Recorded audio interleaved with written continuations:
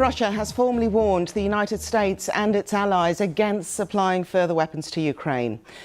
The Kremlin said that the arms shipments could lead to what it called unpredictable consequences. Speaking during an interview, President Zelensky has acknowledged that up to 3,000 Ukrainian soldiers have died and as many as 10,000 have been left injured since Russia invaded his country in February. Meanwhile, there have been reports of new strikes on the outskirts of the Ukrainian capital Kyiv, and also explosions have been heard in the western city of Lviv. And in the last hour, the Russian Foreign Ministry has said that it's banning the British Prime Minister Boris Johnson, as well as other senior ministers, from entering Russia over the UK's hostile stance on the war in Ukraine. The BBC's Helena Wilkinson has the report. This was once one of Russia's most prized warships. Now the Moskva lies at the bottom of the Black Sea. It's a huge blow to the country and its naval power. Ukraine claimed it hit the cruiser with 2 missiles. Russia denied this, saying an explosion on board caused it to sink. The country held a ceremony to mourn its loss. For Ukrainians, the sinking of the warship is a morale boost. Many have queued to buy this stamp, showing a Ukrainian border guard defiantly standing up to the vessel. But there have already been repercussions.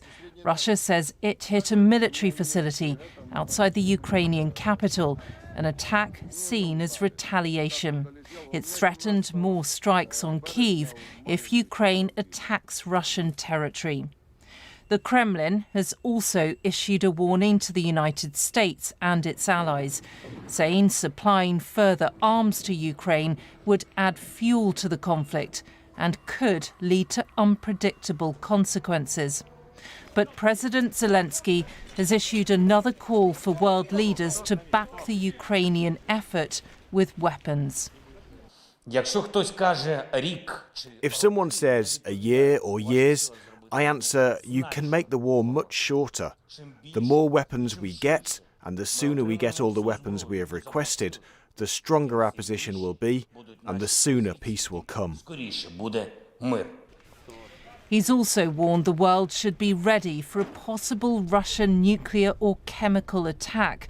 Speaking on CNN, he said Russia could do it because people's lives meant nothing to Moscow. As the fighting continues, so too does the grim task of recovering those who've been killed in the war.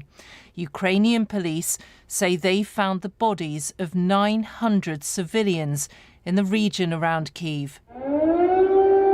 The capital remains a target, and there are fears there could be fresh attacks in and around it in the coming days. Helena Wilkinson, BBC News. Well, our correspondent Dan Johnson is in Lviv and he gave me more detail about those overnight strikes.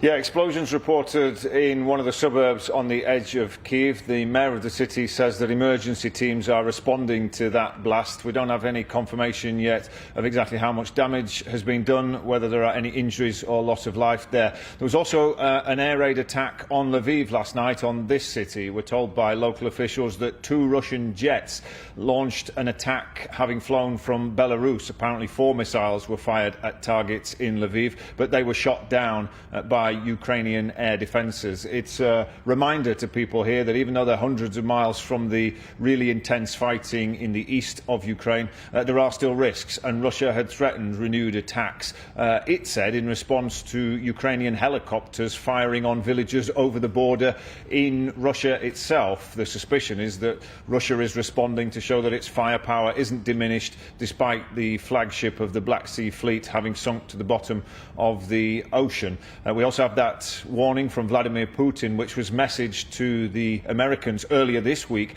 that if they continue to supply weapons to Ukraine, there could be unintended consequences. President Volodymyr Zelensky has talked about the potential for Russia to launch chemical weapons attacks and potentially nuclear attacks as well. But it was after that message was sent to the Americans that they announced further supplies would be sent to reinforce the Ukrainian resistance in expectation of those even greater battles to come in the east. east of the country, but right across Ukraine. Renewed strikes, further air raid warnings and nervousness for people in this country.